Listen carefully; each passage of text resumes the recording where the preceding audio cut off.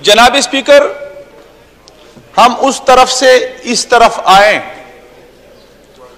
اور ہم نے 3.25 سال جو کچھ سنا وہ آپ نے بھی سنا، چور چور چور چور چور چور، اور ایک مداری تھے اور جو انداز انہوں نے اختیار کیا ہوا تھا اس سے ہم گزر گئے۔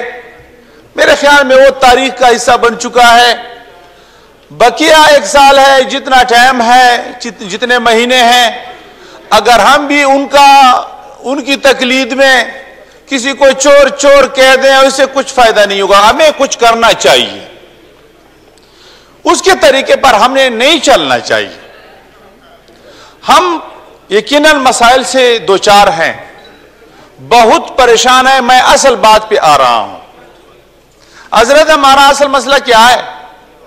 21 سالوں سے ہمارا علاقہ آپریشنوں سے دوچار ہے، کبھی ایک آپریشن کبھی دوسرا آپریشن۔ آج ہم حکومت میں ہیں، پہلے تو ہم حکمرانوں سے مطالبہ کرتے تھے، آج کس سے مطالبہ کریں؟ جناب اسپیکر، شمالی وزیرستان کے آئی ڈی پیز کا مسئلہ بہت گمبھیر ہوا ہے۔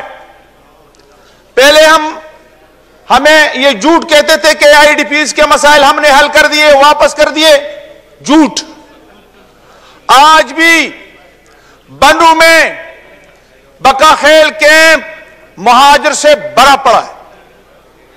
آج بھی میرے اورکزئی ایجنسی کے بلدیاتی الیکشن کا جو پولنگ سٹیشن ہوتے تھے وہ کوارٹ سٹی میں ہوا کرتے ہیں۔ کیوں؟ اس لیے کہ ہمارے لوگ اب تک آئی ڈی پیز ہے، اور آئی ڈی پیز ہونا یہ تو ہم اب برداشت کر رہے ہیں، لیکن اب برداشت سے مسئلہ باہر نکل چکا ہے۔ اور چند دن پہلے خوست میں جو ہمارے لوگ بہت سالوں سے وہاں پناہ گزین ہے، آئی ڈی پیز ہے، آج تک اس کے لیے ہمارے ملک نے کوئی پالیسی نہ بنائی، اور وہاں خوست میں وہ مقیم ہے بیچارے، ان پر بمباری ہوئی ہے۔ 40 سے زیادہ ہمارے بچے اور ہمارے بہنوں اور ماں کو شہید کر دیا گیا۔ خدا کی قسم مجھے جواب میرے ساتھ نہیں ہے۔ چند دنوں سے شمالی وزیرستان کی طرف سے مجھے واٹس ایپ آ رہے ہیں، مجھ سے جواب طلب کرتے ہیں کہ مفتی صاحب آپ جواب دیں، مولانا فضل الرحمان جواب دے۔ میں نے مولانا فضل الرحمان صاحب کو بتایا، وہ بہت بے چین ہو گئے، پریشان ہو گئے کہ کیا ماجرا ہے، یہ کیا ہو رہا ہے کہ ہمارے بچوں کو شہید کیا جاتا ہے، ہمارے ماں کو شہید کیا جاتا ہے۔ کس کو ہم روئیں، کس کے سامنے روئیں؟ نہ پائے رفتن نہ جائے ماندن کی صورتحال سے دوچار ہے۔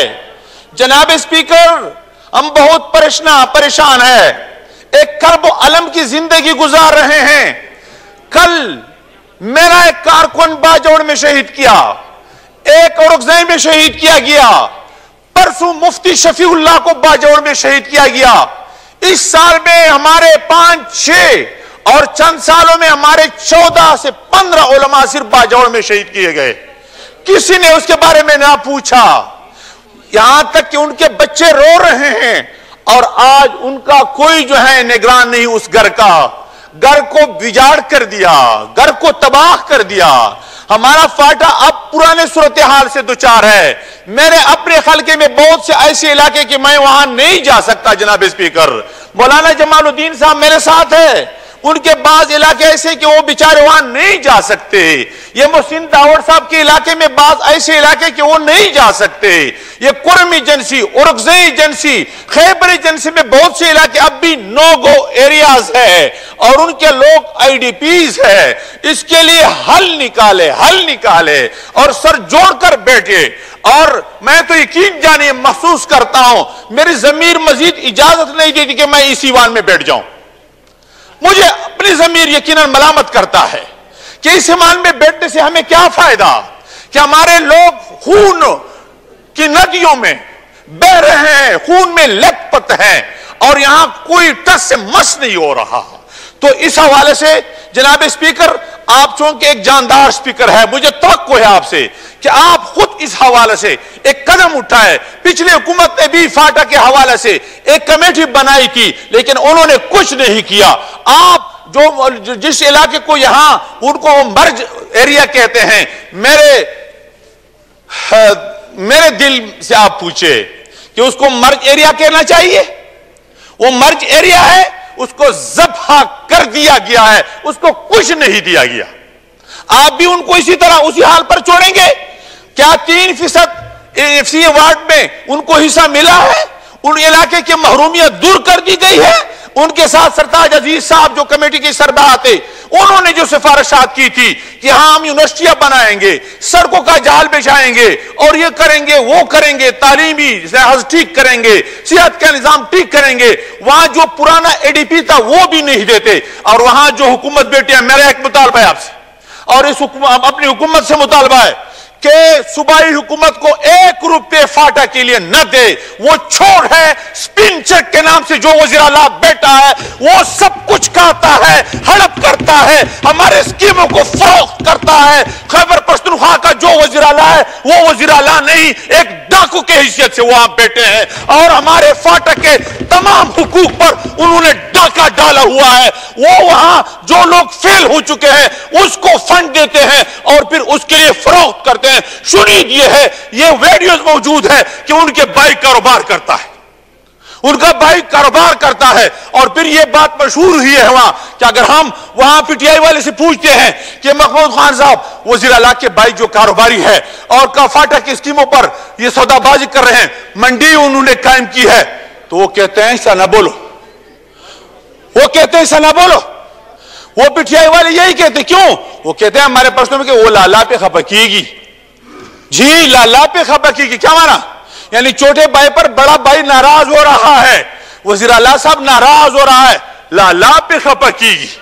یہ مسئلہ مشہور ہے. PTI والے خود بھی کچھ, میں نے وہاں ایک میٹنگ میں PTI والے بھی ہمارے ساتھ موجود تھے, وہ خود جو ہیں کہہ رہے ہیں کہ یہ چاقو چور ہے, یہ ڈاکو ہے.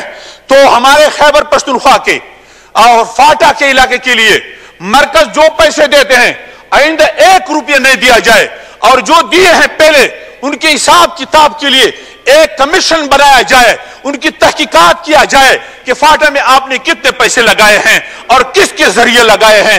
اس کے لیے باقاعدہ ایک کمیشن بنایا جائے, تحقیقات کرنی چاہیے اور فاٹا کے حال پر رحم کیا جائے. آپ کی بڑی مہربانی ہوگی. شکریہ, بہت شکریہ. جناب سردار ایاز صادق صاحب. سردار ایاز صادق صاحب. سردار صاحب, آپ سے گزارش ہوگی کہ جو فاضل مہران جو ہیں انہوں نے واک آؤٹ کیا ہے, ان سے